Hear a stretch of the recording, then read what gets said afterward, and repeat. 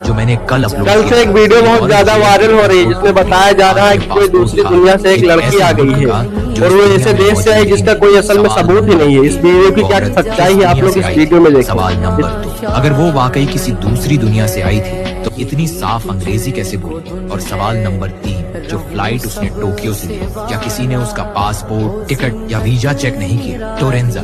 बस एक लफ्ज ने पूरी दुनिया हिला दी। लोग सवाल करने लगे। कुछ ने कहा वो झूठ बोल रही है, कुछ ने कहा ये सिस्टम का ग्लिच है, और कुछ कहने लगे कि वो हमारी दुनिया की ही नहीं थी। अब गौर से सुनो, मैंने कभी ये नहीं कहा कि वो किसी और सैयारे से आई थी। मैंने कहा वो किसी और डायमेंशन से आई थी। समझने की कोशिश करो। लोग कहते हैं हमारे आसपास कुछ मखलूकें रहती हैं, जिन्न, साया या कोई और, लेकिन हम उन्हें देख नहीं सकते। वो यही है, मगर एक और लेवल पर, एक और लहजे में, एक और फ्रिक्वेंसी पर। साइंटिस्ट इसे मल्टीवर्स कहते हैं, दीन कहते हैं ये गैब की दुनिया है, और कुछ लोग कहते हैं यहाँ वक्त और जगह अपने आप में घूम जाते हैं। शायद वो औरत कभी हमारी दुनिया के लिए बनी ही नहीं थी। शायद उसका जहाज एक ऐसे दरवाजे से गुजरा जो खुलना ही नहीं चाहिए था। बस एक छोटी सी फ्लाइट और 2 रियलिटीज के दरमियान की लकीर मिटा दी। उसकी दुनिया में अमेरिका अलग था, झंडा, शहर, लोग सब थोड़े बदले हुए। शायद उनका न्यूयॉर्क भी था, लेकिन उसकी बुनियाद किसी और ने रखी थी।